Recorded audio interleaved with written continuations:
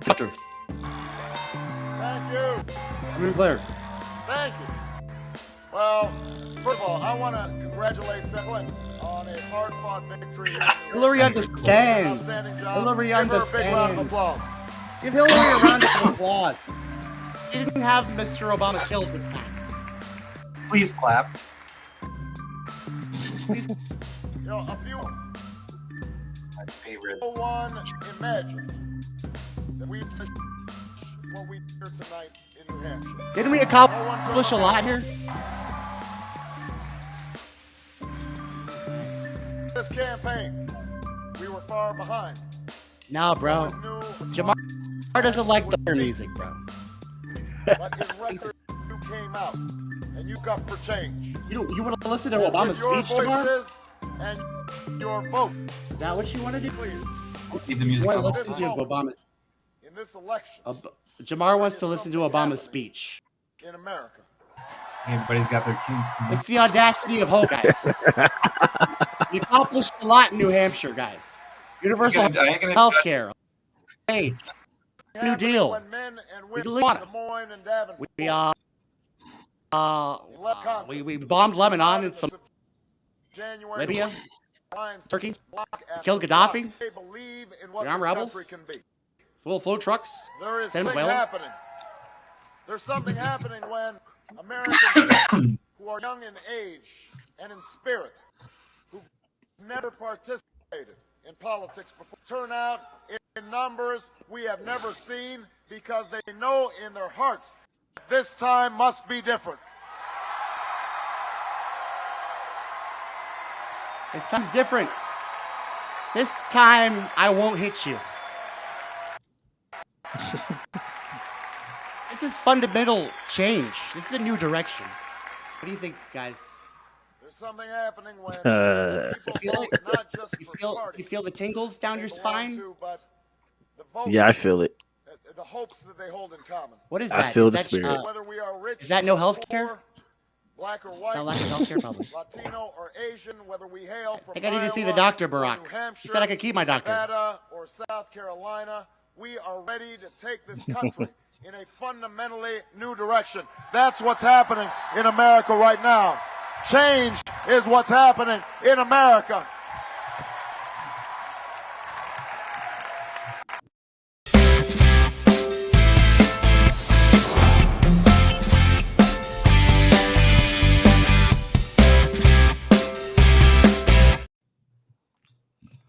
Hi guys, this is Tommy with Tommy Nation Politics.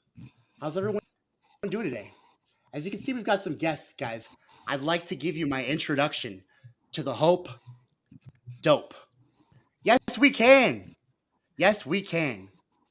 And yes, we did. Oh, I don't know, guys.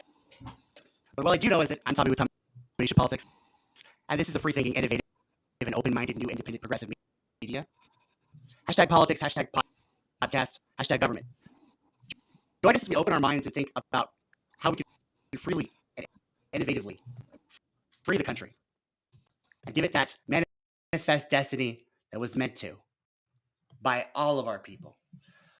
Co-hosting with me is, of course, Jamar Jabari, founder of the host of the Voice of Change podcast, Linktree/Jabari Vodka podcast. Tommy Nation Politics is a limited liability company, a new independent progressive media. You can find that at www.tommynationpolitics.com on the YouTube. It's a redirection.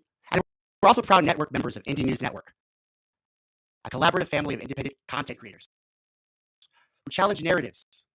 Hashtag not me, us. Hashtag get INN. For more info on Indie News Network, linktree.com/Indie News Network, guys. And I'd like to welcome all of my friends and countrymen to the National Tuesday, Tommy Nation Politics Tuesday live stream, October 11th, 2022. Our political commentary episode topic today is Hope Dope. Grant me the serenity to accept the things I cannot change, the courage to change the things I can, the wisdom to know the difference, guys, as we discuss these topics. We're joined with special guest host Jason Ortiz. He's the executive director of Students for Sensible Drug Policy. You can catch his credentials at http://ssdp.org. But I'll attempt to set the stage of the live streaming context and illustrate the correlation the two words hope dope, the titles of my episode convey. I'm going to do this by applying free thought practices and employing my etymological critical reasoning skills. We'll start off by asking ourselves and my audience, where in the world does the word dope come from? Citing the source of my research, guys, I discovered that dope comes from the Dutch dupe, meaning thick sauce. Thick sauce, guys. It's used for various types of gravy in the English language. In the early the mid 1850s, dope was a mild insult for stupid people, because they were thick. And by 1937, Snow White and the Seven Dwarfs introduced a new and improved character to one of their movies. It's Snow White. Y'all remember this guy? He was dopey. Hello, he's thick sauce, guys. Thick sauce. Well, you know what else is thick and sticky? Opium, referred to as dope by the 1880s. This drug can be packed into a pipe as a thick paste. And by the 1900s, dope was a slang for other drugs, including morphine, cocaine, and heroin. And then, marijuana. A dope city in 2000 slang is where drugs are prevalent. But in the 2010s, dope was actually meaning good. It was meaning cool, far out. You better look alive, bro. Don't be dope. Else you be a dope. First started using the word dope to mean excellent. Of the 1980s, which we can find in the lyrics of hip-hop OGs Busy Bee and Grandmaster Flash. Some linguists call this process of changing terms with negative connotations into positive ones inversion. These associations, guys, with euphoric feelings of being high and the bad boy, the vibes of the drug dealing. It's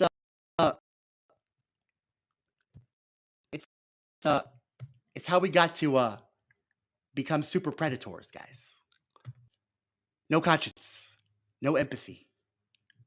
We can figure out how they got that way, but first, is my camera working? My camera's not working. I don't know.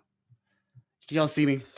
Anyway, guys, speaking of shifting the meanings of words, this is where the dope word relates to politics.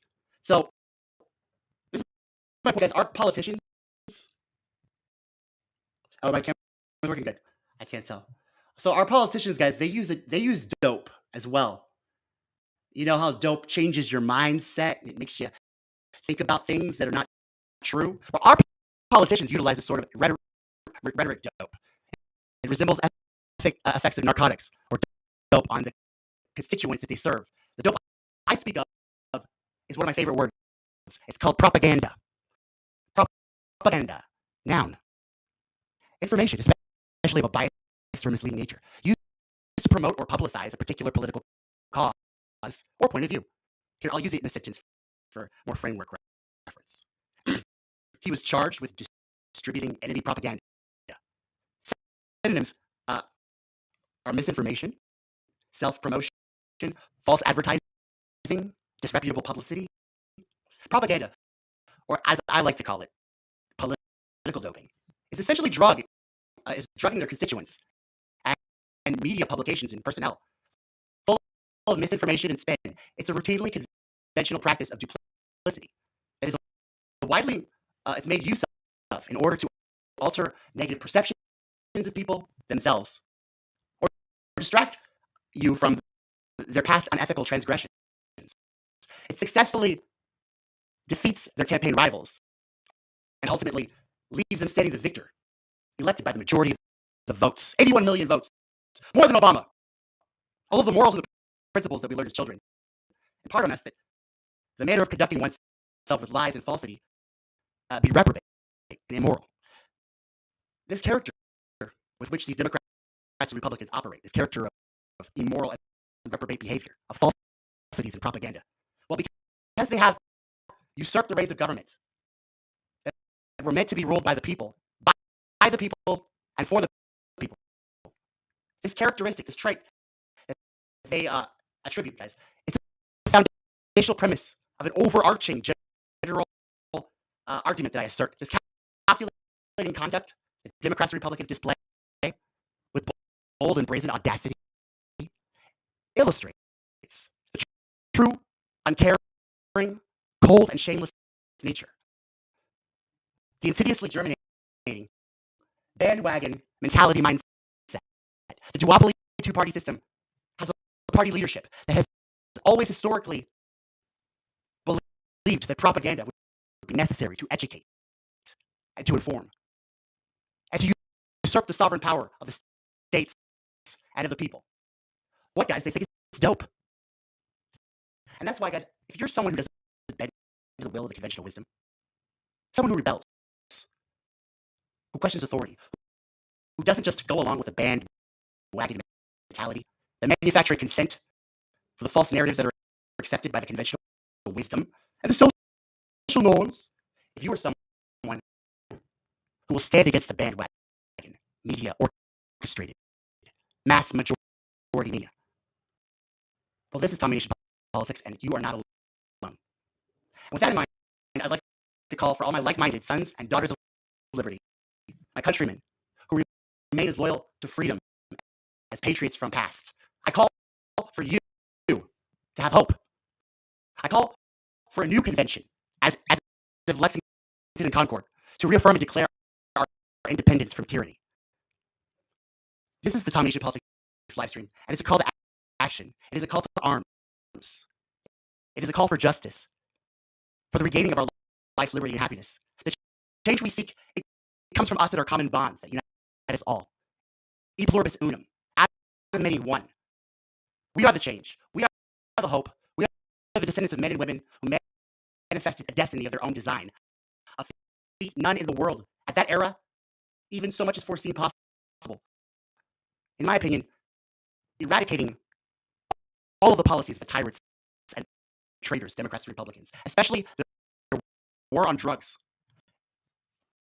A policy they enacted, guys, are fake leaders. It's the first issue that we should actually solve together. Hopefully, it might unshackle the multitudes of our brethren from the intended enslavement of the Democrats and Republicans, which, by the way, they purposefully inflicted us all with.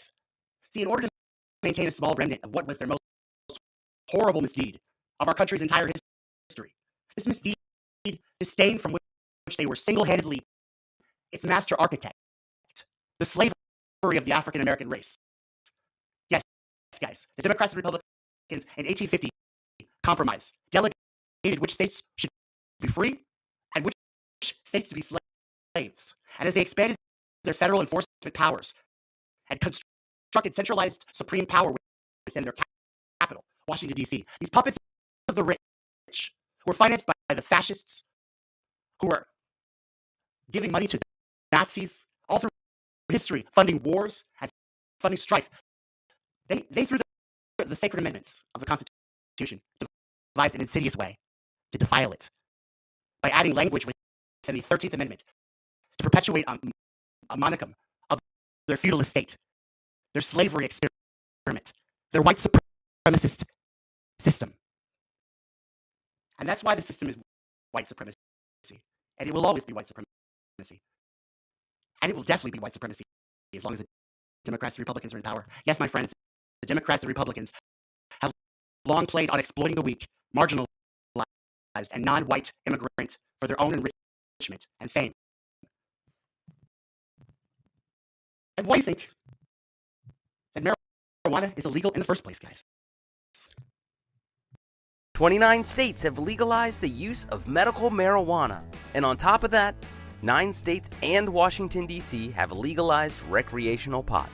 Even GOP former Speaker of the House John Boehner got in the game. Yes, the same John Boehner who once said he was unalterably opposed to legalize marijuana. But the question is, why is it illegal in the first place? Things might get a little hazy, but grab some Funyuns, we have the facts. The first recorded use of cannabis as a medicine was by Emperor Shen Nang of China in 2737 BC. He prescribed marijuana tea to treat gout, malaria, and hilariously, poor memory. What? On the home front, the first legalization on American soil involving cannabis was reportedly enacted in Jamestown, Virginia in 1619. The decree from King James I required all American colonists to grow Indian hemp for export to England. Drug runners! In 1862, Vanity Fair advertised marijuana-infused candy dubbed hashish candy as a treatment for nervousness and melancholy. Marijuana literally grew everywhere. But here is where the party stopped. Up to that point, hemp was mostly used for clothing and rope, and druggists in the US were versed in making some products using hemp. In the wake of the revolution in 1910, Mexican immigrants flooded the labor market in the US, and heavy tensions arose regarding the influx of immigrants. Those same immigrants also brought with them the simple ingestion method of smoking marijuana.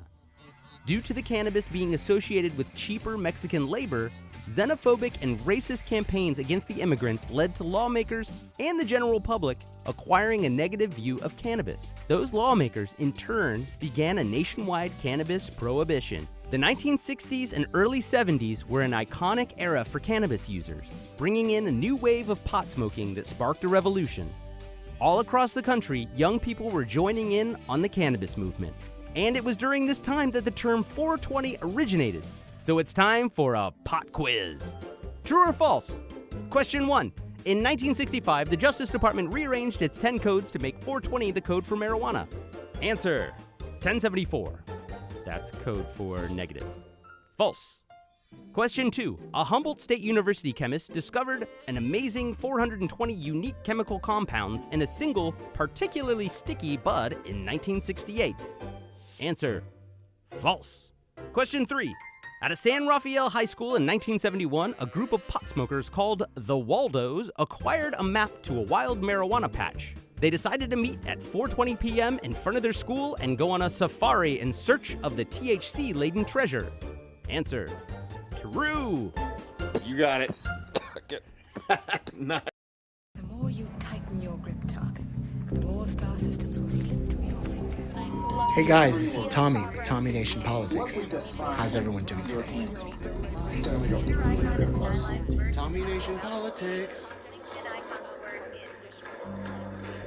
50% of our people who are living paycheck to paycheck.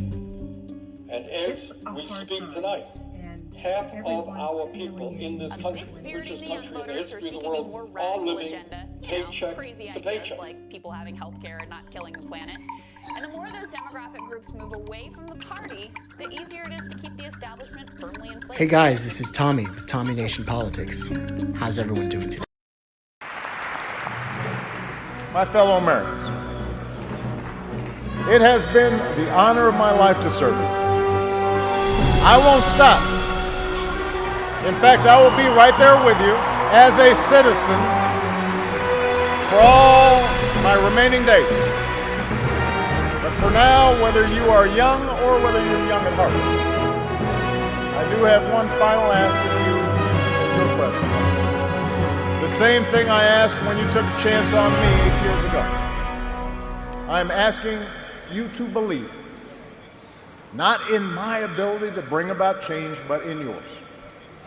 I'm asking you to hold fast to that faith written into our founding documents, that idea whispered by slaves and abolitionists, that spirit sung by immigrants and homesteaders and those who marched for justice, that creed reaffirmed by those who planted flags from foreign battlefields to the surface of the moon, a creed at the core of every American whose story is not yet written.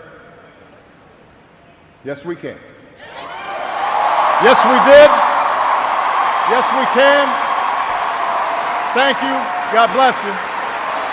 May God continue to bless the United States of America. Thank you.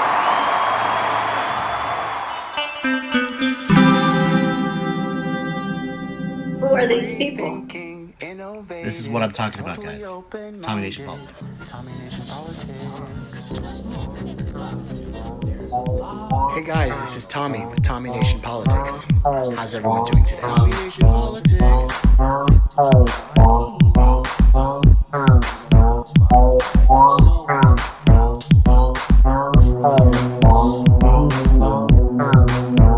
And now Now, another norm that Democrats are happy to shatter: Democrat candidates and incumbents across the country are running scared and away from debates because, as Victor said, they can't run on their record.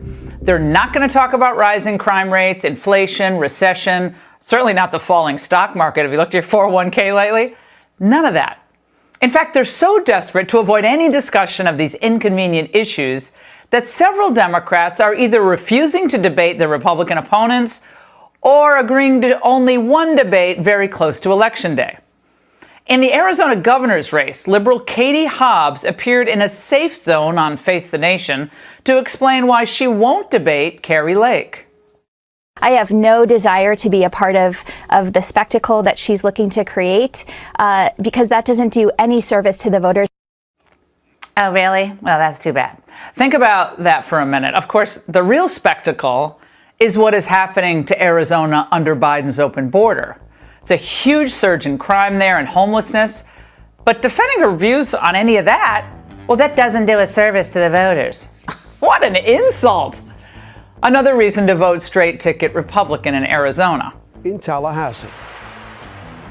Florida's Ag Commissioner and longtime recreational marijuana advocate Nikki Fried, now the latest Democrat to push for those possession pardons. She says the governor could make it happen as soon as December, but the big question, will he?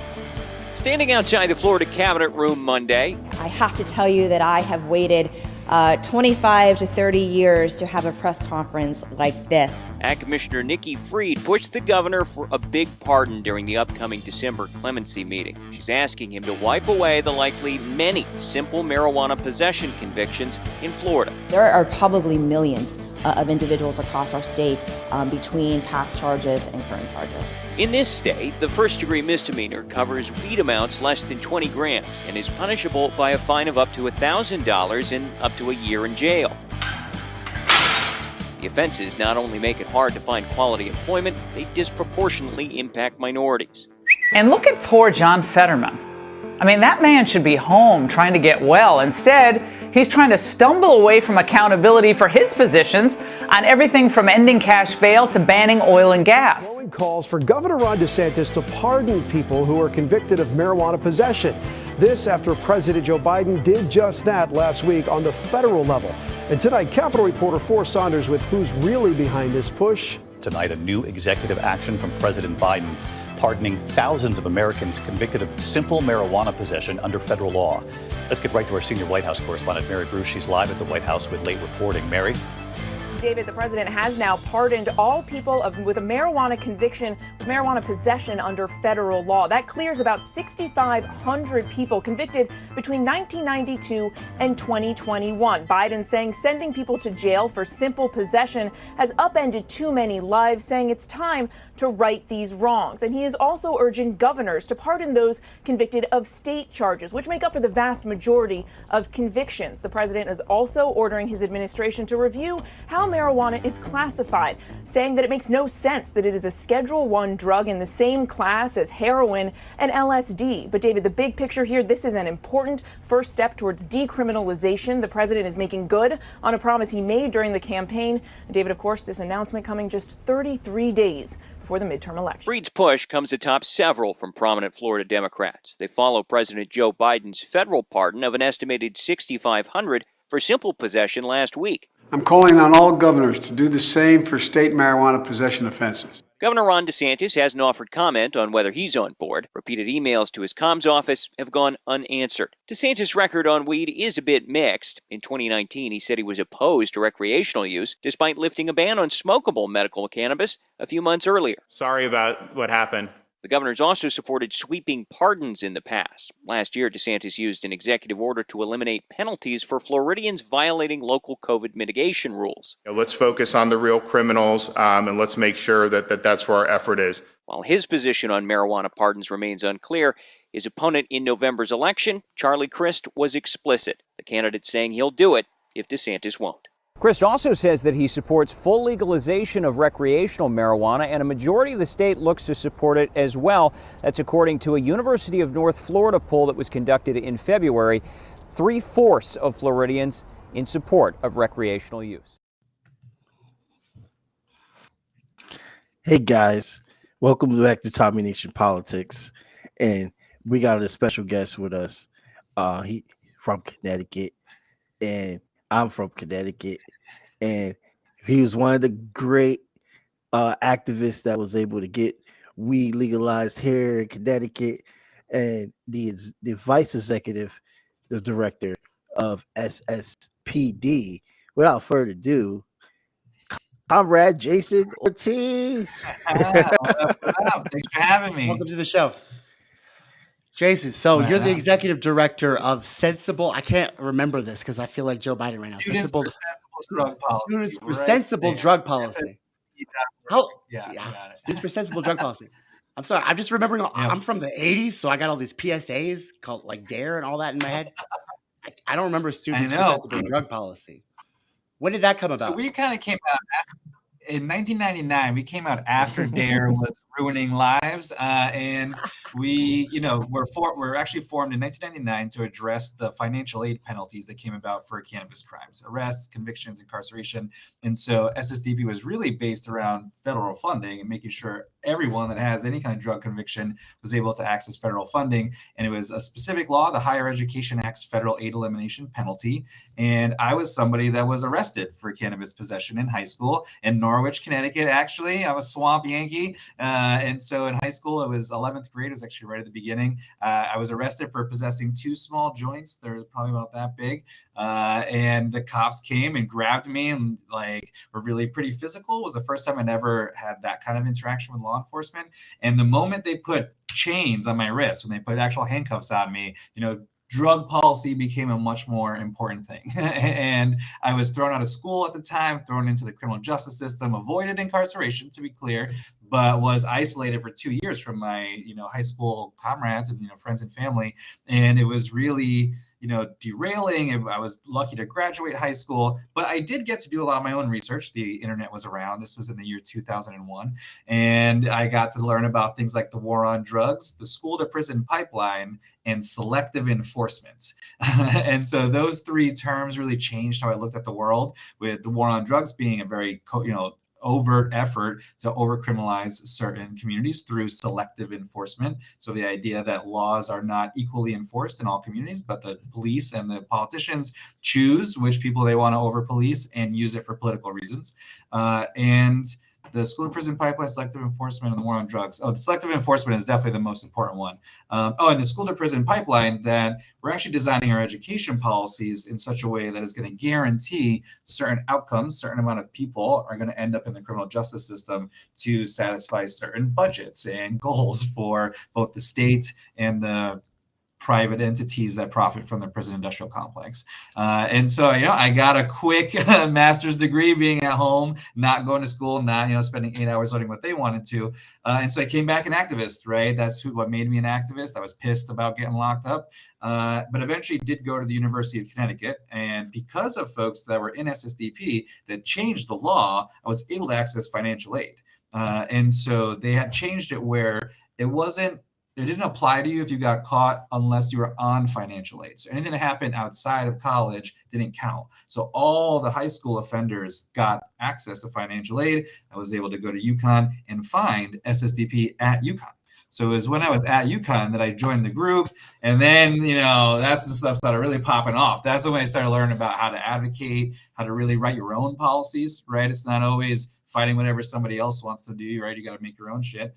And so that experience eventually got exposed to the broader drug policy movement. So I first got involved specifically for cannabis, right? But the war on drugs is actually a war on communities who use drugs. And there's lots of communities who use lots of different drugs that are all being over-policed, compared to the regular population. And so the solidarity of the space, got much more dynamic, right? There was a lot of reasons why folks were in the movement. And so that kind of brought me to continue that work. After I graduated from high school, I founded the Minority Cannabis Business Association with 14 other people of color, where we were bringing together folks to draft cannabis. What is the real story of January 6th? Yeah, no worries. And so it's live TV. I bet that lost your train of thought. So let's just stop there, since YouTube decided to do a commercial. I was trying to queue up my video, but it's funny because you seem to be a drug user, Yeah, and you definitely. have been active in procuring financial aid to go to school. You seem Yep. to be learned. You don't seem to be like a barista who couldn't get off the bong for just 1 minute to go vote Democrat. How did you do that with smoking marijuana? How did you do all of those things and smoke marijuana at the same time? Ted Cruz wants to know. I was able to do all of those things because I smoke marijuana. It's the marijuana What? that is the performance enhancing equalizer in this whole picture. Yeah. Because like in order to stay focused enough in politics, you need to be able to de-stress quickly and frequently. And so I know, but I really like everybody has their ways of engaging in the work, right? And I have a very varied day at any given point in time. And so I have to shift gears a lot. And so cannabis is a good reset. Cigarettes too. I also smoke cigarettes. Those are actually becoming more stigmatized than cannabis use. And They so are. yeah, it is, right? And so I actually had to start talking about tobacco advocacy of like, don't, mansplain to me why I shouldn't be smoking cigarettes. I get it. I know they're bad. I'm making the choice, right? And so it's definitely a situation where I have to like talk about that more than I ever thought I would. Actually, it's tobacco policy. But as on the cannabis side of things, it's been varied and people drink coffee in the morning. Some folks drink wine in the afternoon. I actually enjoy both of those things as well, and very productive. I got to say that to the state legislature when we were advocating for the bill, right? That like I run an organization, I've helped start businesses, I'm a dad, and I graduated from college, and I have smoked just about every single day of all of those things to get there. Well, the day I was testifying at the Capitol, the day I wrote the bill that we lobbied for at the Capitol, the day I brought together people of color that wanted to actually figure out how we can turn our wants into law, not just sort of abstract ideas. All of that was done while smoking cannabis a lot of times because we smoked cannabis together. So I know folks have certain ideas of the lazy stoner, but look at the people, Obama, who was on earlier, he smoked, right? And so there are plenty of very high performing folks. Michael Phelps had a famous bong, incident. And so I always Did they say that he was doping for the Olympics? Is that what they said? Well, he maybe did that separately, but but they didn't use that term for that one because they don't consider it a performance enhancer. And so I think there will be a day where they do, where the Olympics actually switches and like, no, you can't smoke because it makes you better. So that's an interesting point. I wanted to talk about this with you because I'm very curious. This is my personal thing. So like you were able to do all of these things and still smoke marijuana, and then you were maximize on your potential and and apply your knowledge and stuff like that. So I took a different route because I have those old black parents in my ear telling me that I have to be better. I have to be smarter than a white person. I have to be better than a white person. I can't have any kind of like, I can't even be without guilt because like I have black skin. I can't even look like I'm guilty. That's why I have to wear a suit and a tie. That's how I was raised, Jason. So I have a lot of fear in me. And so I wanted a better job. I got a better job. And to do it, I had to stop smoking marijuana because I get drug tested like all the time. And I've told my mom, I confided in my mom that like, I'm a completely different person because like I have that anxiety. I still have that anxiety, that like I know wouldn't be there with marijuana, but to like I have to conform to the conventional wisdom and the social norms to like make a living wage. And so like on the other side of that, like what do you say to these people? The reason they're making me take all these drug tests is because people are apparently addicted to marijuana and they causes accidents. And there's an organization called the CSA that is enforcing marijuana restrictions. Isn't there, Jason? Could you give me more information on the CSA and all that? Do you know anything? Okay, so I was looking. Okay, I was looking up the Marijuana Deschedule, and it talked about the Controlled Substances Act. Exactly. Okay. Yes, absolutely. They're the ones. Yeah, they're the ones that enforce that. Yeah. Do you know anything about that? What is how do you get on the schedule? Shared on the schedule for a minute. It's exactly the same acronym, so you would be. Yeah, it's like you're talking lettuce or criminal justice policy. But I'm just saying they decide which drug is going to be the most dubious. It's going to cause you to wreck and be irresponsible and not be able to contribute to society. So we have to drug test you so you can contribute to. So could you tell me more about this scale, this schedule? Sure. How is it? The schedule is kind of involved with drug testing, but it's a little bit wackier than that. Nothing is ever simple with drug policy. But the Controlled Substances Act has 5 different schedules of different types of drugs and their relative addiction, right? Their propensity for addiction and their medical value. And so the top, Schedule 1, they claim has a really high possibility for addiction and no medical value. And in that schedule, you do have heroin, cannabis, LSD, and a number of other drugs. Schedule 3 is in the middle, where it has a possibility for folks to have addictive relationship with it and some amount of accepted medical value. So something like ketamine, which is a drug that police actually use to subdue people if they're getting out of hand now. And there was a really difficult case in Denver of somebody who actually passed away because of that. But it is like able to be used by agents of the state. It's able to be researched. It's able to be produced in certain controlled settings. And then you have all the way to Schedule 5, which is something like codeine that they used to have in drug and like cough medicine and things like that. But since, not as much, but you wouldn't suffer a really heavy penalty for having it inappropriately. And so Schedule 1, very harsh penalties. It's the harshest schedule there is. 5, relatively less. Now the states then have their own relative enforcement mechanisms. Most of them just assume the same schedule as the federal government. But they can, if they wanted to, change it on their own. And states that have medical programs, they're the ones that would probably have rescheduled, although I'm pretty sure all of them kept them in their regular schedules. But just how they get put in different schedules is a political decision. It's not like there is an actual scientific test that happens, right? It can be rescheduled. The president cannot 100% deschedule it. He can instruct his administration to start to look at which schedule it should be in, or to deprioritize enforcement. So he can't take it off of the scheduling, but he could tell the DEA, stop enforcing. I want to zero out any cannabis related departments. Any kind of enforcement is just going to go to the Treasury or whatever for taxes. And that's all we're going to do. So there is some control there. He cannot unilaterally do it, but he can get it to the point where it becomes, not that as relevant by a lot. But what I think is likely to happen is he's going to put it to Schedule 2, which we don't want. We want it as low as we can get it or off.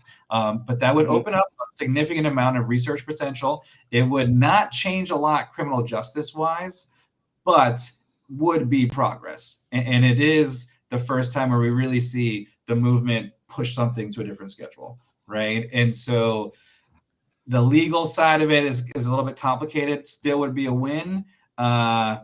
Which schedule it falls in would kind of determine the scale of the win. Oh, wow. So how did... See, I'm sitting here thinking that he could just sign that off, but there's levels to it. Yeah. Oh, sorry. Yeah. Thank you for that information. No, thank you for that information. I didn't know either, Jamar. So how did marijuana end up in the same category as heroin in the first place? So when they first created it, yeah, and it's a Harry Anslinger, baby, right? And he was the one that really made it a demonic situation, but it was Nixon that the Controlled Substances Act when they declared the war on drugs. And so that was when they put him on, but it was just like they picked it. And they're like, this is where it's gonna go. Yeah. because of Mexican immigrants. Yes, because all kinds of people, anti-war organizers, Mexicans, Puerto Ricans in New York, they were created fucking hip hop and shit was getting crazy. And so we had to get the Rockefeller drug law. We got to shut that shit down, man. All right. And so, and each community across the nation had these own little pockets of particular oppression, right? When there was up and coming culture, right? It was New York was the hip hop thing, but you had the same thing in the Southwest, right? Then you had all over the place, different cultures popping up in the South. And so it's been a tool by all, police forces, systems of oppression to have in their toolkit, right? We can't get them on this other thing. Let's use the war on drugs and lock them up instead, right? It's just a real easy thing because they criminalize something that all communities are going to do, right? You can make whatever you want illegal. If you made, drinking water illegal, there's going to be a lot of violators of that law, right? And you could definitely lock everybody up in the world you want, right? And so they knew that that's what they were doing. They could demonize folks and get it passed, and it was good politics to get white people scared. You know, like you'll turn out votes by getting lots of white people scared. Or I echo back in my monologue. I mean, it's not good politics. My dad calls it good business that the banks foreclosed on 5.1 million families because they got their money and they got the houses.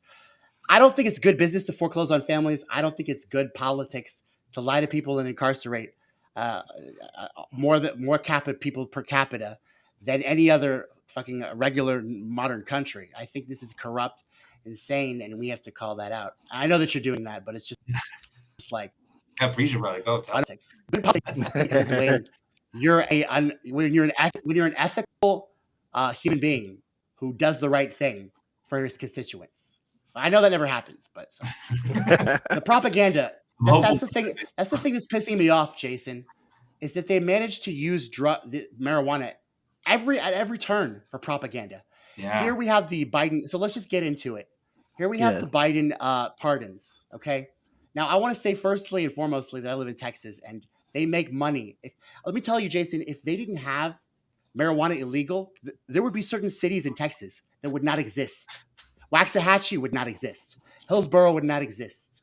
All the fucking podunk redneck towns on I-35 would dry up and disappear because the only way that those towns survive is the cops that sit out there. They get travelers smoking J's on the way to Dallas and they lock them up and make them pay probations and make them pay fines.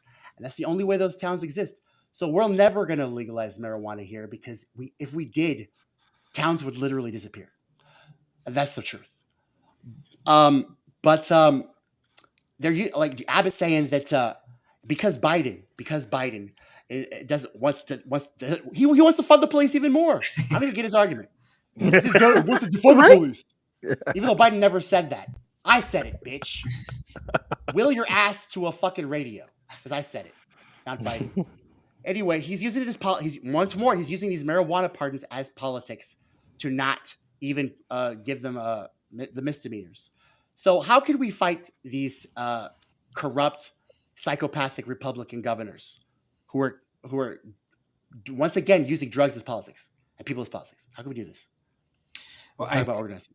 I mean, by mobilizing everybody who's interested in changing the laws because of their own personal situation and giving them a place to bring other folks that they care about with them, right? Like it is about creating a lot of on-ramps in different places. And that's why I do like working for SSDP because we have 100 chapters across the country. And so there's just like some chapter near you, right? Like wherever you are. And it's been inspiring and just really eye-opening because we do cover all drugs. We don't cover just cannabis, and being able to see those different communities interact and support each other or fight, right? There's tensions in those movements as well. But places like Florida, for example, where they're reinstituting death by distribution laws, right? That if you give someone drugs and that person happens to suffer an overdose, you can be charged with murder, right? And so we are regressing in some places where if we don't organize, we're going to see some pretty, terrible state-by-state situations where you have one state where people are literally selling millions of pounds of cannabis, like California and Oregon,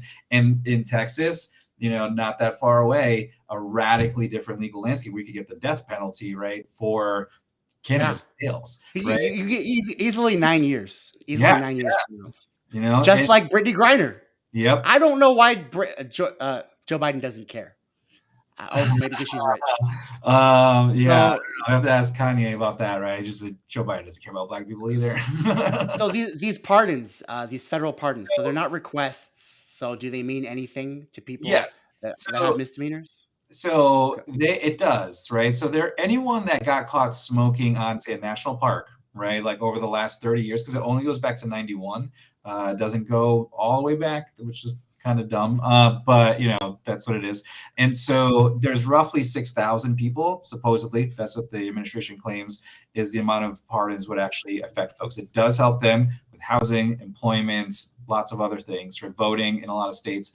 What it doesn't do is let anybody out of prison, right? So they've already also confirmed 0 people will be let out of prison. So is it a good thing? Absolutely. Is it ending the war on drugs? Not even a little bit, right? Like it's a tiny sliver of a very small group of people that were already out of prison.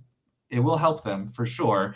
What it is, though, is a signal that he knows he has to talk about this issue, right? So I took it as a victory in that he's lifting the issue of pardons, and now everybody in the country is talking about, so what exactly does a pardon mean, right? Where this whole year, we'd have to struggle to get folks to really care specifically about this part of the process. So I do thank him for raising the issue and helping us boost turnout for our big action on October 24th at the White House. We're asking folks to come out and join us to actually raise the issue even farther and let Joe know that we want him to actually release real federal cannabis prisoners. There are roughly 2,800 currently sitting in federal prison. And these are folks that got caught selling cannabis most of the time. And so we want to actually specifically address that it is also people that sell drugs that should be let out of prison as well. Right now, we have thousands of cannabis companies selling drugs, selling cannabis all over the place, right? And it's fine. It's a good thing. I'm glad they're able to do it. But the idea that we have people making millions of dollars in some states while their neighbors and friends and colleagues are still locked away for decades, if not life sentences, is a bit ridiculous, right? And we have a moral duty for folks that can actually move on this issue to use some of that resources to actually push Joe Biden to let people out of prison, right? It's a pretty stark injustice. You know, I can't even use strong enough terminologies for the ridiculousness of creating billionaires while folks sit in prison for the same crime. That's what we are currently living through right now. So I want everyone to, you know, think about the urgency of the folks that are sitting in prison watching this happen, and why we can't really wait till after the midterms or the next election or whatever. These are real people's lives that they need to help heal, come back into society, get everybody out of prison. And it's something that Joe Biden himself actually promised. And I think we're actually about to run a clip exactly about that.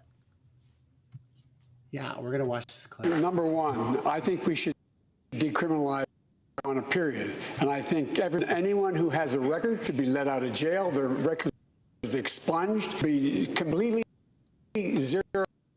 Number one, everybody gets out, record expunged. If you agree with President Biden that we should release all cannabis prisoners, then join Students for Sensible Drug Policy, The Last Prisoner Project, and DC Marijuana Justice on October 24th as we rally in support of cannabis clemency. Number one, everybody gets out, record expunged. Look, Fat, everybody gets out. Pretty clear. Let him out, Joe. Online bookkeeping is the most. Did you do your push-ups, Jack? Because nobody got out of prison with his pardons, and it couldn't be that because he was paid by the prison industrial complex. So now he have his cake and eat it too. He doesn't have to apologize to his donors about how he let people out of prison, and then he can look like he actually cares about the American people. Oh, look! What time is it? Right at midterms, half past midterms. This shit so it just infuriates me. Like I just don't understand. Like people thought he was serious when he said that, and that's why we need to keep people like the SSPD, SSDP, right? In a PD, bro. I got mixed up, but this is why we need to remember and always hold him accountable on what he promised, because you just see everybody just ignoring what he promised, and that's a big deal. Like, dude, you made all these promises, and what are you executing, bro? Like, you have to actually do these things. You know that, right? Instead for paying Ukraine all that money, right? Like, you have to actually do things, right? If you want to get your votes. Do I think he knew what he was saying when he said it? Probably not, you know. And like maybe he felt it in the moment, you know. It's like, but I feel in the moment. I swear my word is a Biden. That's what he would say. My word is a Biden. I give you my word as a Biden. Hunter's not smoking crack on Wendy's. Okay, so last question about this. Then we're gonna have a little video. So, Jason, you're a person of color, and so. I'm Puerto Rican. You know how they said that we were super predators, no conscience, no empathy. We'll figure out how they get that way. But first, we gotta fucking take our money from the prison industrial complex and bring them a heel, right? We'll figure it out later. I remember that speech. I forgot about that speech. Guys. Look, Jack, figure it out later, Fat. So anyway, how does it feel to see this Hunter Biden smoking crack at Wendy's, smoking crack at the circus, smoking crack under the bridge, smoking crack in a house with your mother? He's supposed to fix the toilet. He's smoking crack. It's literal. Is it not literally a smack in the face to us and people that are literally in prison for his 3 strikes law, his crime bill that he wrote? How do you feel about that? So, I mean, I don't mind that Hunter Biden was smoking crack, right? What I mind is the folks that were in prison for it, right? And so Hunter Biden is such a fascinating example of just like, I don't even know what to do with that, right? Because how Biden can be who he is, but I think it's probably, that's partly why he is the way he is, right? I'm sure he's definitely the way he is because of his dad is Joe Biden, who's a liar. He probably didn't love him as a kid and was probably a narcissist. Like Hunter couldn't wait for him to leave to Washington so he could just literally focusing on himself for 1 second. and Like literally, Joe Biden creates addicts everywhere.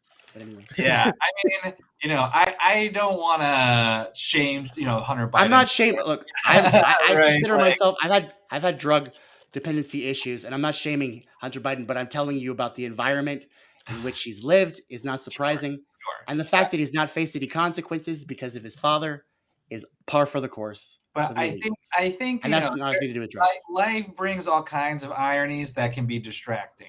Right? Like it is true, but the big problem with Joe Biden is not what his kids are doing, right? It's what he is deciding to do with his power. Like, yes, I guess Hunter Biden has power or whatever, but the impact on our communities is not really relevant to what Hunter Biden is doing. And so you don't feel any type of way.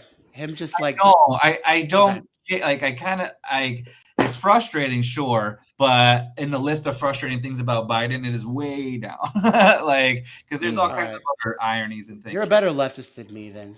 I felt the same way about Kyle Rittenhouse, bro. Everybody was if he was black, he should have burned. I think I don't give a shit. One of the best parts of a Black Lives Matter rally is being able to stay focused, right? Like our ability to not get distracted by just like so much noise, right? There's just always so much noise. And that's what Hunter Biden's story is like, yeah, it's kind of ridiculous that Biden is the way he is, but it's not going to change anything, right? Like talking about Hunter Biden, public pressure is what Biden needs. Like he needs the people to be in his face and an undeniable and figuring out, how they're going to ruin his next fundraising event, right? Like that's what's really going to hell yeah. That'll help the country. What'll help Hunter Biden is consequences. Exactly. Hunter Biden deserves whatever he needs, I'm not saying that he should pay or die. Someone does though. Let's see. Sure.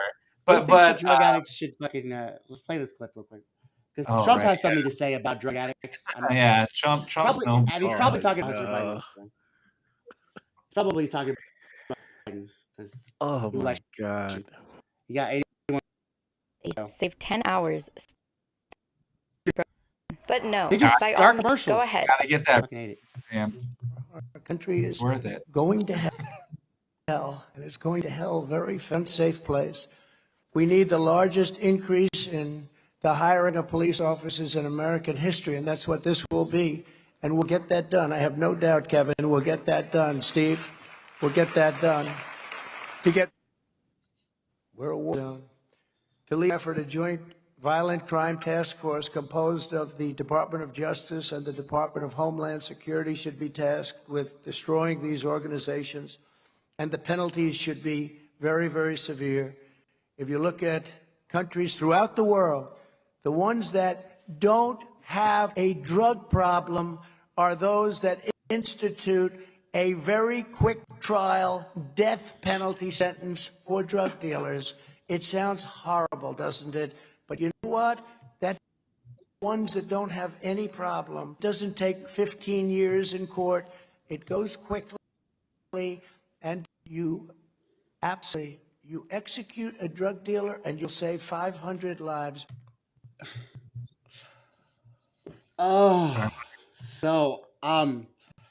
First of all, this guy he really is about mental health. This guy's about mental health, right? Can I just say that there's no Steve this guy or Kevin sounds exactly in the, like Joe Biden in the 1990s. We need more prisons. We need more police. We need the Homeland Security, the people that protect us from foreign threats, to be law enforcement in this country. He sounds just like Joe Biden. Why don't the conservatives like Joe Biden, bro? This guy sounds exactly They like Joe do. Biden every day. They do, actually. Like, He's saying A the lot same things that Joe Biden said. Then they talk about the crime bill. I don't get it. yeah. Do Joe Biden had a Republicans little have flair to principles, really? What do they want? I don't know. Sorry, transient. Go Mic ahead. check What were you 1 saying? 2. I say Joe It's Biden's weird. crime speech was pretty brutal too, like the one from the 90s. Yeah, Yes. he went in on that one. So, but And he again, said you like, saved $5,000 though. So you know, that's at least. Is that a drug dealer's life? Yeah, probably. Let me tell you, these guys, every part of their character just echoes cold, calculating, insidious, uncaring. And people literally think that I don't know. It makes me crazy. I gotta Darth Vader, say, are you there? I'm your father. I gotta Lamar. say, I don't believe that there's a Kevin or a Steve in the crowd, because I feel like he was just naming names when he was pointing at the crowd. I don't think he knows anyone's name. Right, in the Mario? crowd. You know Vega. Goya, you do. Many people, many people.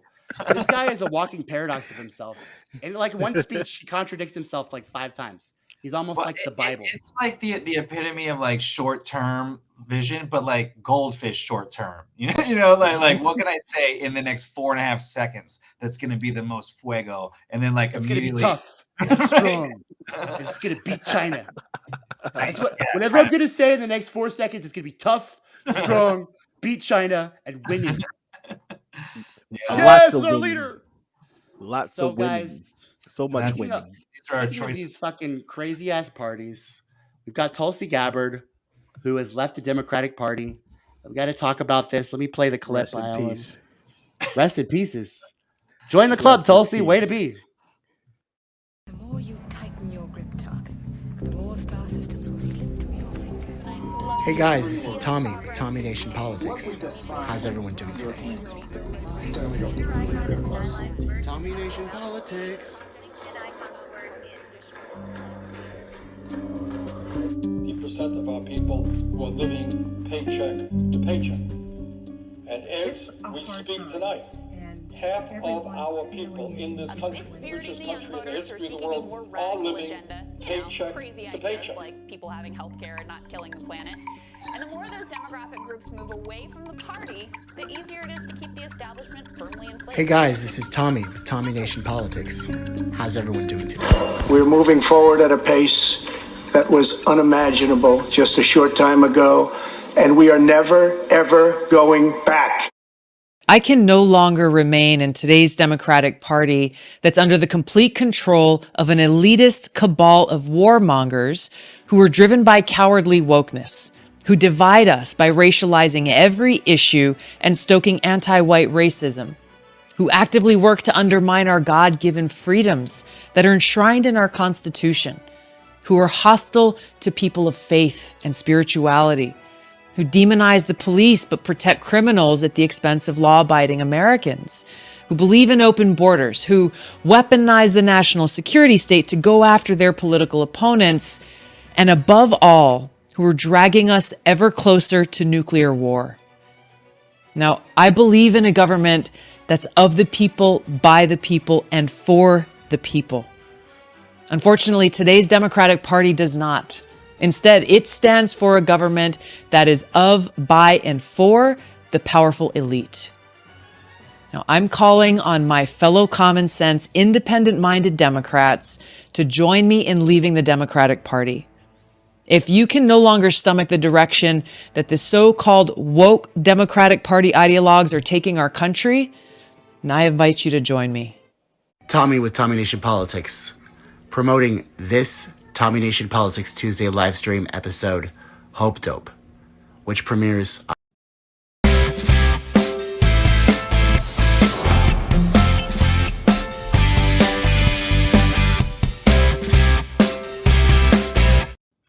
Hope Dope premieres now, and we're here with Jason Ortiz and Jamar Jabari, Voice of Change podcast.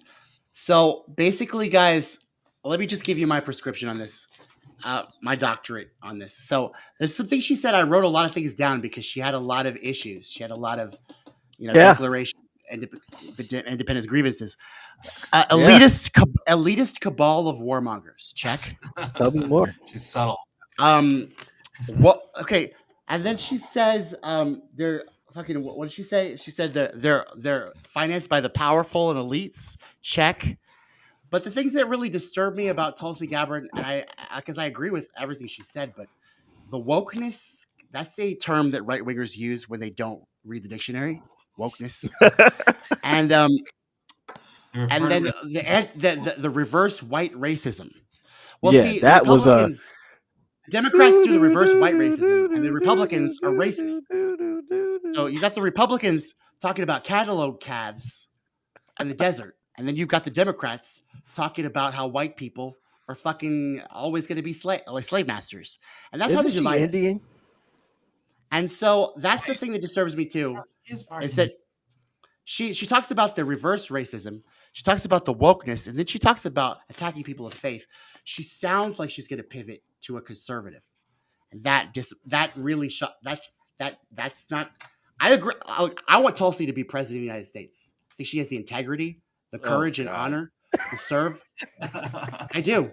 And for her to talk about wokeness, to her to say that made up names that Sean Hannity made up when he's eating some fried chicken at KFC, to her to actually fucking legitimize their fucking stupid ass terms that they don't even know what it means.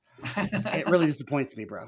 If she could just be a real Democrat and care about the American people and not pivot to wokeness and the anti-white. What do you think that is, guys? What do you think she's going to do, first of all? What the hell?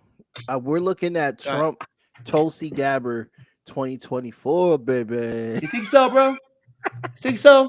As man. winning, she's a 10. She's not a 7 like Rosie. Rosie's a dog. Trump, Gabbard 2024, baby. Not like that Rosie. She's a That dog. would be brutal. I don't know if that would be Definitely good. Probably going to be, I don't know. That's an interesting move. Trump, Tulsi. Like, I'd be tempted to vote for it because I literally No, have no choice. stop. Would you rather? I would.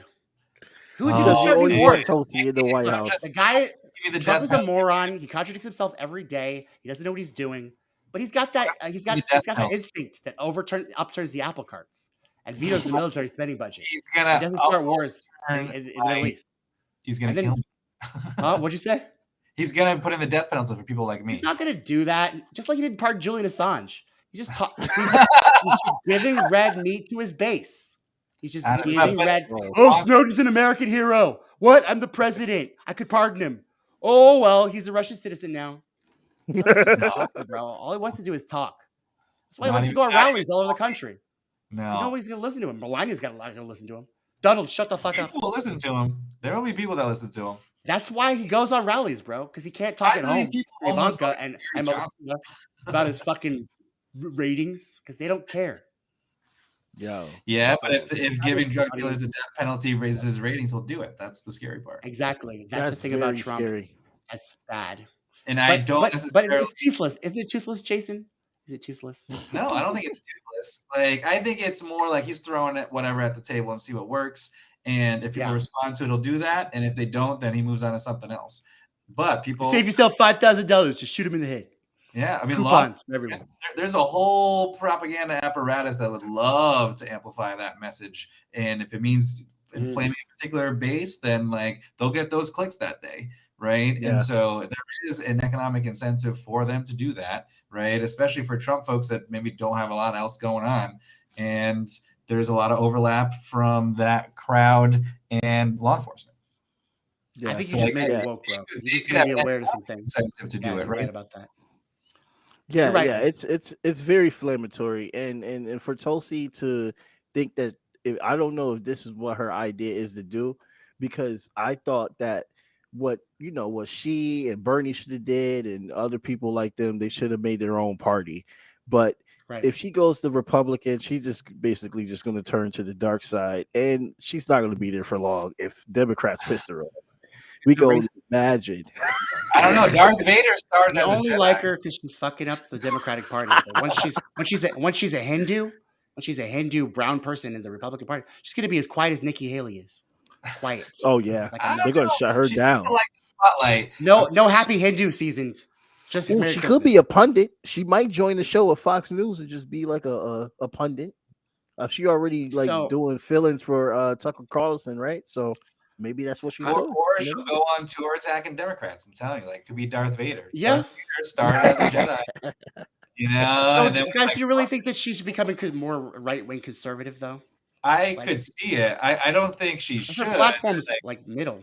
But yeah, I mean, she's military, right? And like she's always had very distinctly different perspective than the Democrats, right? Like whether she was a leftist the whole time, I think is a different question. She But wanted universal health care. She wanted to get out of wars. yeah, then maybe Liberals don't even want to get out of wars. You know, They love the effective turncoats still keep a small base of like support for those other issues. Like she might also be like pro-choice, for example, right? But still be a pro-choice Republican and be able to pull in those, you know, folks that care about guns and drugs or something like that. She could do it. You know what I mean? While being able to say, as a former Democrat, this is what I learned about this people. Because Trump did that where he was like, I know you all take money because I got the receipts. right? I fucking paid you, Kamala. You did nothing. Exactly. You did nothing, Kamala. You know, like she could go on the attack better than even Trump could. And from a place of more policy seriousness, right? Like on foreign policy and things like that, where she would crush people. Like whether you agree with her or not, she can talk it. And so, I mean, if I was I don't her, know. I could just call her a Assad apologist, Russian asset. And I think she'd be done. She got allies in the Middle East, you know, so like, you know, I could see her doing a little tour.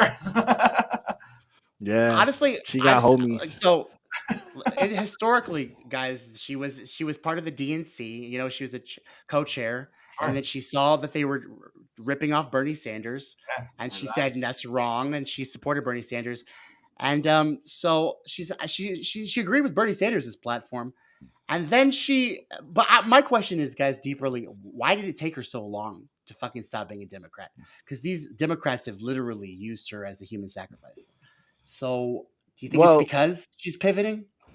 Is that why it took her so long? They was gonna have her replace Hillary at a time. They were grooming her. She was like a shining star at first until the whole Syria thing happened. So I think it was just because of that she stayed. Right. But after, I mean, when they call you a Russian bot and it's your own like people that's in your party, like I would have left right there, like straight up. Like I would have left when I saw Debbie Wasserman Schultz in the fucking DNC fucking giving money to Hillary Clinton, sucking it dry, making the Democrats, my party, my supposed party, lose from state house to governorship to outhouse to townhouse. The Democrats lost because I don't think it's dry. that easy for someone to like just switch sides and bring and have any even close to the same power and influence that they do from whatever their original networks were that they built. And so, you know, old dreams die hard. She probably was going to run for president again, you know, and like had hopes. And so that doesn't just go away because somebody's mean. And I would guess when you're in that level of it, like you kind of expect it a little bit. I can't believe she was shocked by what happened to Bernie. Right? Like I'm sure she saw it coming to some extent. And so, you know, slowly but surely you get invited on more and shows, right? Like you start to develop a new base. And once you know, can get views somewhere else, that transition starts to happen, right? And I think she clearly wasn't going any higher in the Democratic Party, right? So it's like that. So you think all this time she's been she's been pragmatic about it. Yeah, interesting. Definitely. Yeah, and being able to talk to the issues that she's strong on to Fox News, right? And over the years, eventually, you know, your 0.1% goes to 1% to 2% to 3%, and then you're relevant. Yeah. I mean, like my thing is like a Republican and win, right? Like I don't think that would happen, right? The Republican Party itself would reject him, but you gotta give it to him a little bit at a time.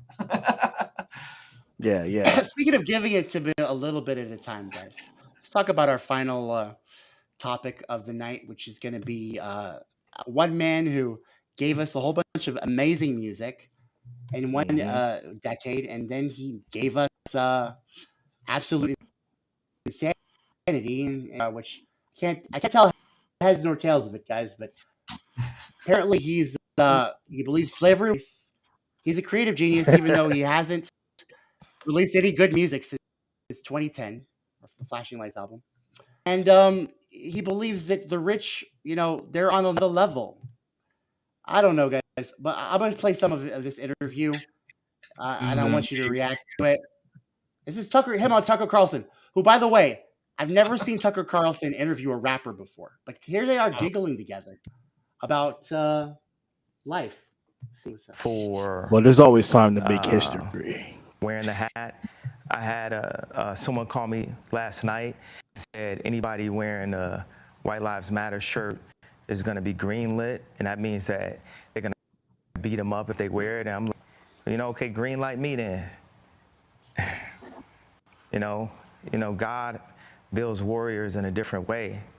I don't know if it's because of me being born in Atlanta and growing up on the south side of Chicago that, he made me for such a time like this. It's like with David, he tended to the sheep, but while he was out there, he had to fight all kinds of animals. So when it was time for Goliath, I want to answer the white. Yeah. I feel like someone caught what I was saying, the comparison to Tanya Hardin about the white.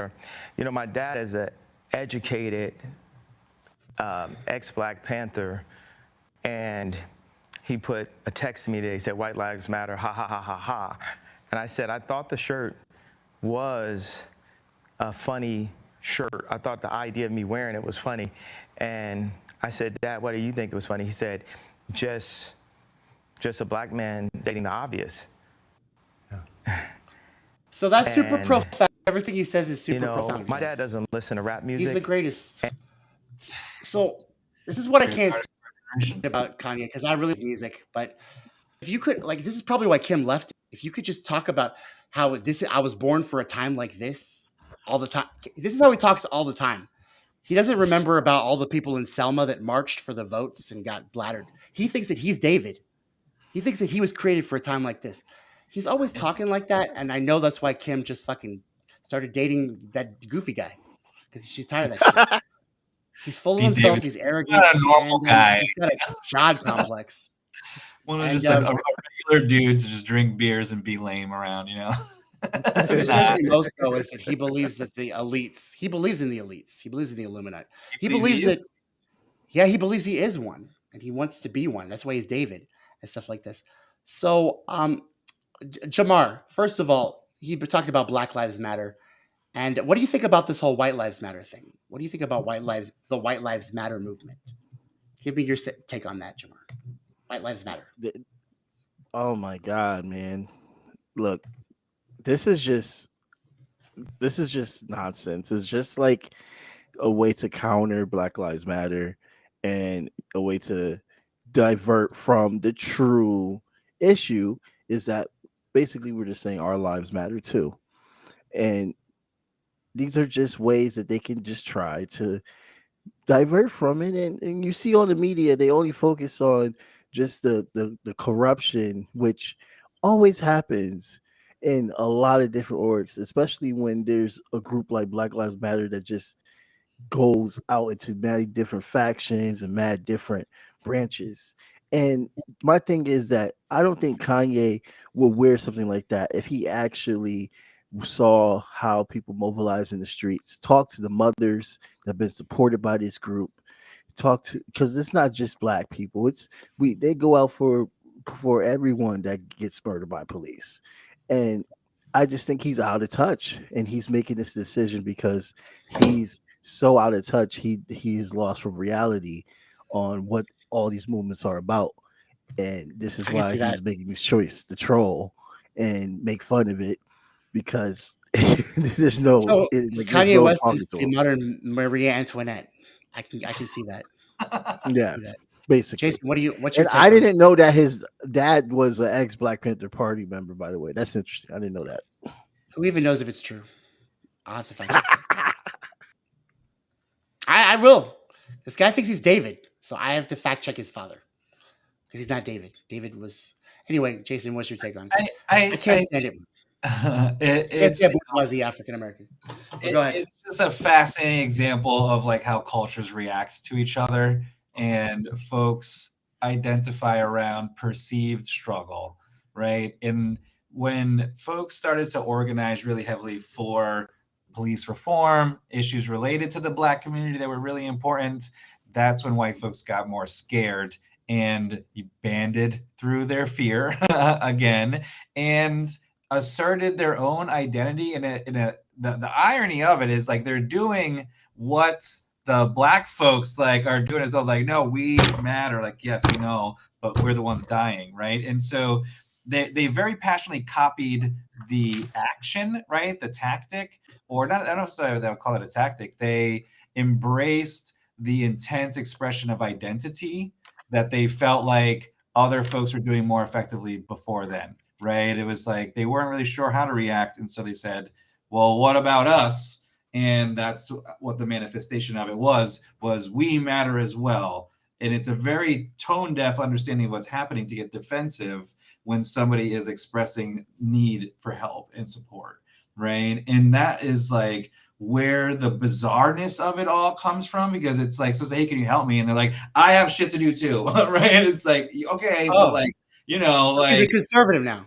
You're saying he's a conservative. Right. Well, you know, so but like I don't know about now, right? Like Kanye has always had, you know, faith-based ideas, right? And a belief in a higher power to an extent that, you know, I think he maybe is more aware of how to articulate the political side of that, because in that Tucker Carlson interview, his part on abortion is intense.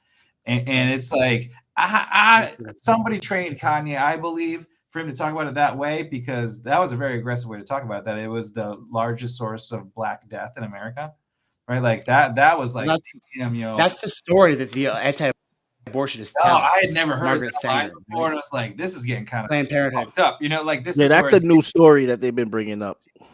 Really? Okay. I guess I didn't expect because my mom says it all the time. Look up Margaret Sanger. Yeah, I didn't expect it from She wanted Kanye. to destroy the Black population. Right, like I guess I hadn't heard it come from. If it would have came from David Duke, I'd be like, yeah, whatever, right? But like Kanye's out there pushing it, like what is going on? This is intense, and so I do feel like there is a shift in like the darkness of like what he's talking about, right? Where he's always talking about greatness and people can do this, and you know he's very high, strong ego, which I appreciated as a young man, right? Like I needed that confidence boost from listening to Kanye so that I could get my shit done without being sad, right? And you know, you got insecurities. Kanye was good for that, right? And so, but now he's kind of speaking to a different side of insecurity that is a bit more dangerous, I guess, in my opinion, right? Because of what we've seen that approach resulted in the past.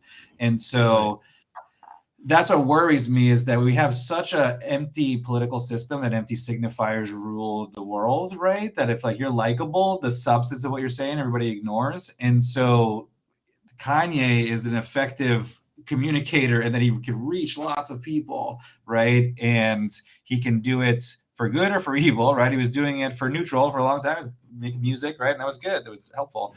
But, you know, I'm sure he's had a personal relationship, because apparently Kim was really close with the Clintons, right? And like, who knows what kind of interpersonal interactions Kanye West had with Hillary Clinton, right? Like, I don't think that they really have. I guarantee you they do. I guarantee you they got and fucking somebody threw a drink on somebody. Anyone who would Kanye name somebody in your life who genuinely, guys, name someone in your life who genuinely, even though they voted for Hillary Clinton, liked Hillary Clinton as a person. Do you know anybody that liked Hillary Clinton as a person? But they exist. Yeah, they do. They definitely I can think do. about 5 white girls. Bro. I need proof. Like in the millions. Actually, my dad. I could say that. My dad is. He would go camping with Hillary Clinton. Love that. He would love it. Want to see me open a jar of pickles, Bob? But it is the like. They said on Twitter that this was all the rage. I got consultants to tell me that you're going to enjoy this. The celebrity. I'm not going to go to Michigan or Wisconsin because every time I speak, I get more popular. I'm going to open a jar of pickles on Twitter because my consultants told me to. Hey, you like that, Bob? Can you play the saxophone? Play the saxophone. Yeah, she's a joy. Anyway, so Jason, you dealt with me so well. You know, I know I'm my own Kanye. One thing I really understand about Kanye, though, is he's an artist, and the times of the era really influence artists. Mm-hmm. So I believe that it's got something to do, like you said, our messed up politics. I think it funked him up. Funked him up. He doesn't know what White Lives Matter is. He's just mixing it all together. I got David. I got White Lives Matter. I got Kim.